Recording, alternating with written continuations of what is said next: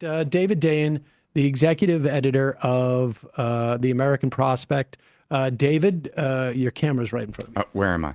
Where am I looking? Right there? Yeah, exactly. Hey, how you doing? Hey, what's up? How's it going? Welcome. Is this your first time? Not your first time in studio. No, I've been in studio a few times. It's the first time you've been sitting in that seat. Well, there you go. So there's a first time for everything. And we coordinated today. It's a casual Friday, and it's always casual Friday, as what I was just told in the open. There you go. For me, it is. Anyway. But in terms of the way that this is dressed up Friday for me. It really is, and we've sort of crossed paths. Let's get right into this because we've got a lot to talk about. Obviously, was there ever a busier time in the news? I mean, my goodness. Yeah, there's a lot going on. I mean, I remember the days when you would do the news briefs for Fire Dog Lake. That was like a different life. Yeah. Many moons ago. Yeah. But we never had anything with like these many sort of competing stories simultaneously. Well, one thing I said or saw said this week was that the Democratic Party was in the midst of forgetting the lessons of the Iraq War and the global financial crisis in the same week, right? So, compressing that time along with everything else that's going on, obviously, is quite stunning. And we're going to talk about that Genius Act, and we're going to be talking about, obviously, the Democrats, or at least the Democratic leadership, and maybe even just broadly speaking, the Democrats' response to the potential for imminent war with Iran. But first, let's get a sense of what the timing is of in Iraq, we had the FU, which was the Friedman unit. Right. That was 6 months when everything was going to become clear at any given point. The next 6 months are crucial. That was Tom Friedman, New York Times columnist. That was his ever-present.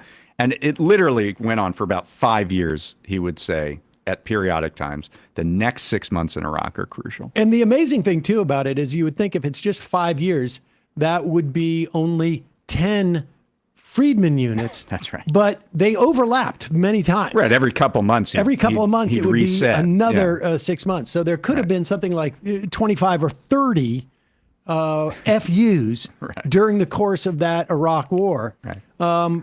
Donald Trump has something a little bit more. Donald Trump has sped up the. It's more like what my contractor tells me. Is that right? Okay. Right.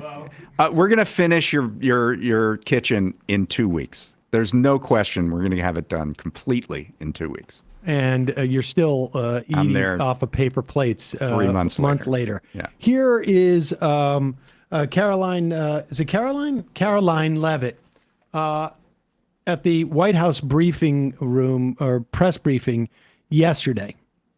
Regarding the ongoing situation in Iran, I know there has been a lot of speculation amongst all of you in the media regarding the president's decision-making and whether or not the United States will be directly involved.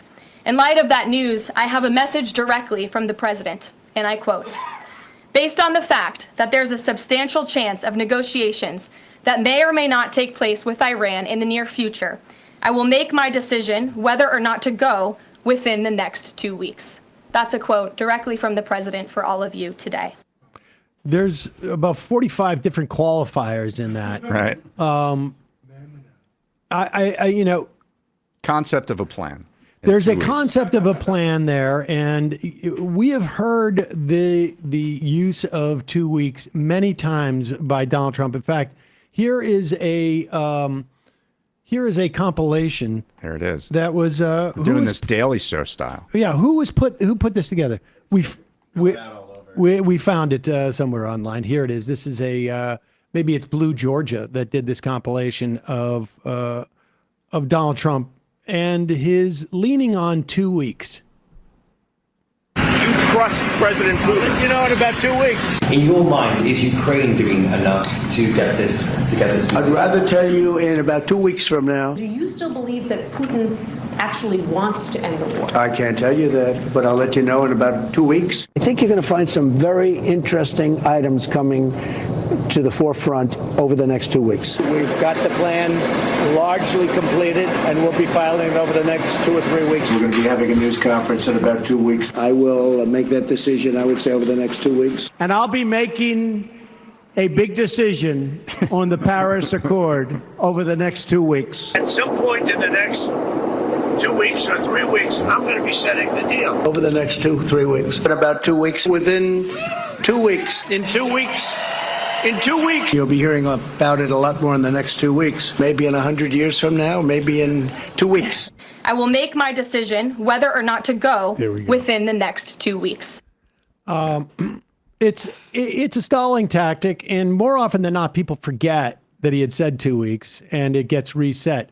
But there are, in this instance, there is a lot of movement in terms of naval activity and in terms of Air Force activity, getting set up. I would imagine Marines too, getting set up so that in the event that there is a strike,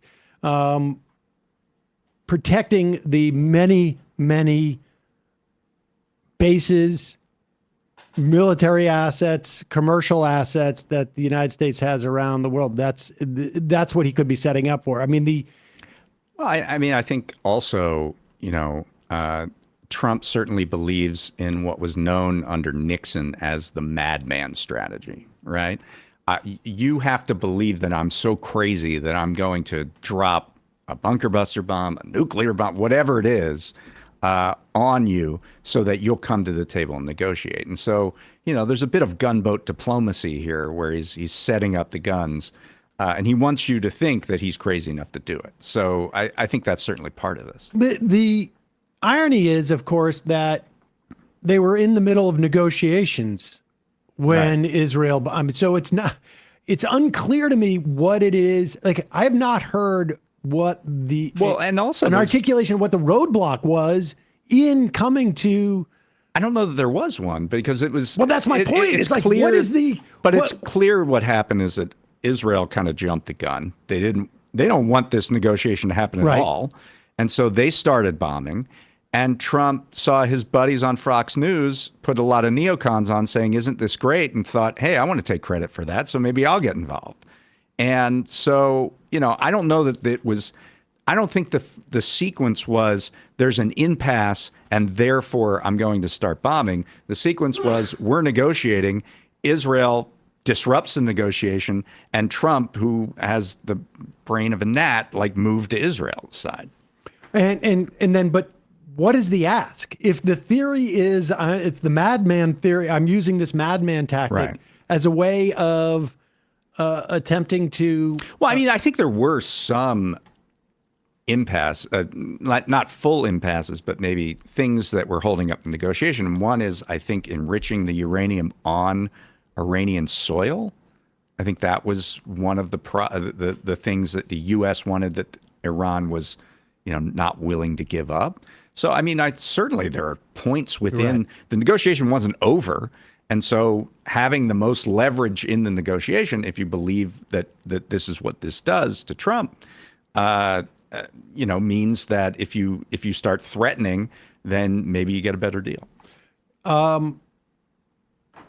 What also strikes me is the idea. People have compared this obviously to the Iraq invasion.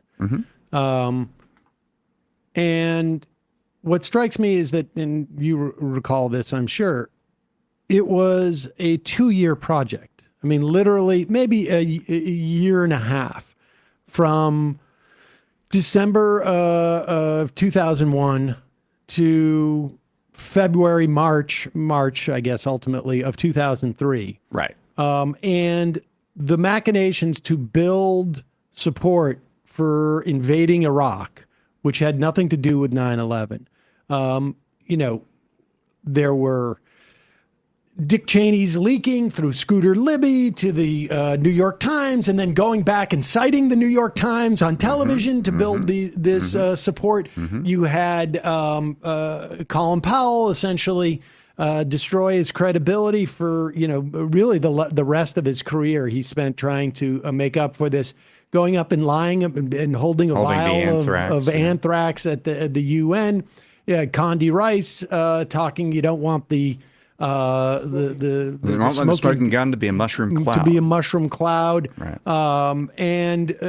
You had Thomas Friedman going out there talking about how we were going to bring free. I mean, the liberal hawks, they were building bipartisan support. You had Kenneth Pollock, the case for war, and there was all this other discussion. But I think you have to see this as almost cumulative, right? Because part of that was how David Frum, our friend now, right?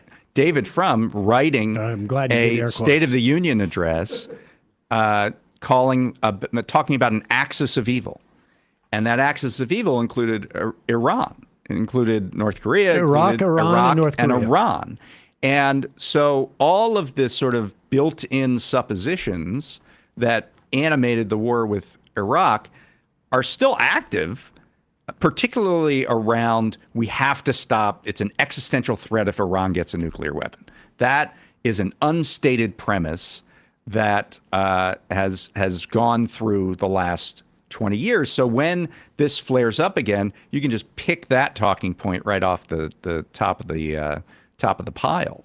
The difference is that the entire, it seems, U.S. intelligence apparatus, like across whatever it is, the 18 agencies have said they have no nuclear weapon program and haven't since 2003. Right. And so it seems like it would be a hard sell, but it also feels like it's completely almost irrelevant. Put up this poll. You can see Democrats, independents, Republicans. This is, do you think the U.S. military should get involved in the conflict between Israel and Iran? There is no party, no demographic that is a full yes, beyond 23 points for Republicans. It's 15 for Democrats and 11 for independents. And then overwhelming majorities for the answer being no. And yet it doesn't seem like it will make a difference per se. I mean, but I guess we'll tell. It certainly doesn't make a difference on the Republican side, and we shouldn't let them off the hook for that. Tom Massey, the libertarian congressman from Kentucky, has a war powers resolution to say that only Congress can determine, whether or not the U.S. goes to war, and no Republicans have signed on, zero. So the realignment, the Republican realignment, is one guy on this issue. And then on the Democratic side, you have that seems a handful. like almost like not a realignment. It's not. Yeah. And on the Democratic side, you have a few dozen who have said, both in the House and the Senate. Tim Kaine is doing a war powers resolution. Bernie Sanders put out a No War with Iran Act. And many House Democrats have signed on to Massey's resolution. But at the top level of the party, that's certainly not what you're seeing among Democrats. Yeah, and I want to talk about that because you and Ryan Grimm from Drop Site News and a couple other folks that you both work with did some great reporting on the dynamic that exists in Congress right now in terms of whether they're getting out there and articulating an anti-Iran war, essentially, narrative. Hey, folks, don't forget to hit the subscribe button and check out our daily show. We do it every day at 12 p.m. Eastern for about 2.5 hours. We even take phone calls. You should check that out.